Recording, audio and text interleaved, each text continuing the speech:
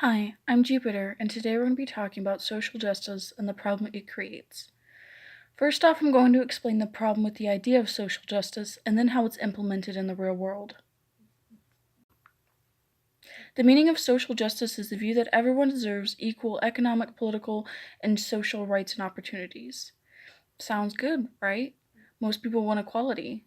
But unfortunately, it's a utopian dream. Social justice really boils down to communism.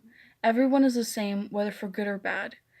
You just can't have true equality and true individual freedom at the same time. Another problem is no one seems to know how social justice actually works. Basically, anything someone does to bridge the gap between the haves and the have-nots can be called social justice. Antifa and BLM are promoting social justice, even though what they do isn't for the betterment of society. And now how social justice works in the real world. We'll be looking at the two most recent cases of social justice making victims. A little over a month ago, Denise Young Smith had the audacity to say white men could be diverse. In an article by the Washington Times, it says, Apple has announced the resignation of its vice president of diversity and inclusion just 1 month after she apologized for saying white people can be diverse. Denise Young Smith, who is black, angered activists during this year's One Young World Summit in Bogota when she defended the diverse life experience that Apple's white employees bring to the table. The executive apologized within days, but the company now says she will head to Cornell Tech at the end of the year. And now she's being replaced by a white woman.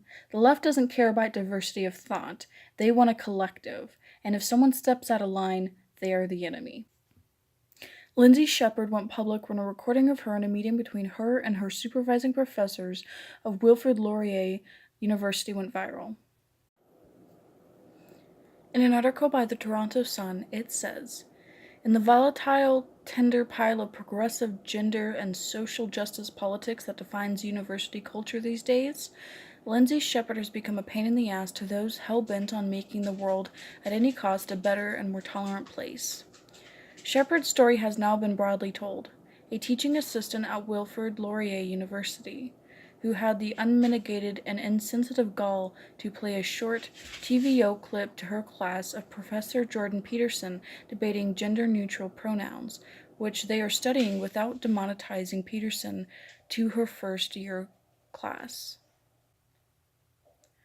Summarily hauled before her professors, Shepherd was accused of violating Laurier's gendered and sexual violence policy, creating a toxic climate in her class, and wrongly accused of breaking the law. Bullied to the point of tears, Shepherd nevertheless had the foresight and wit to tape her inquisition and released it publicly, which subsequently resulted in an apology from the university. And although Laurier is attempting to treat its black eye with a task force on how to deal with such matters in the future, its campus is further embroiled in an ideological debate over free speech versus the protection of transgender students. Alt-right's new hero on campus bullies Laurier into an apology.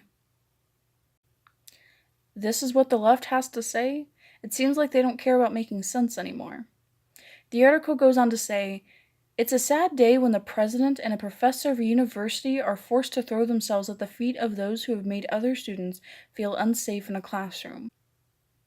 But that's what happened at Wilfrid Laurier University, where President and Vice Chancellor Deborah McClatchy and Professor Nathan Rambacana have apologized to teaching assistant Lindsay Shepherd over the latest free speech controversy to erupt on a Canadian university campus. Laurier, which prides itself on the student experience, one of the best I have personally seen at a post-secondary institution, just allowed itself to be intimidated by a teaching assistant who now has a legion of petty, self-entitled bullies with which to harass and intimidate her opponents. Really? Just showing a video of Dr. Peterson is hateful and evil? And how does it make someone feel unsafe? Oh, I forgot. Words are violence.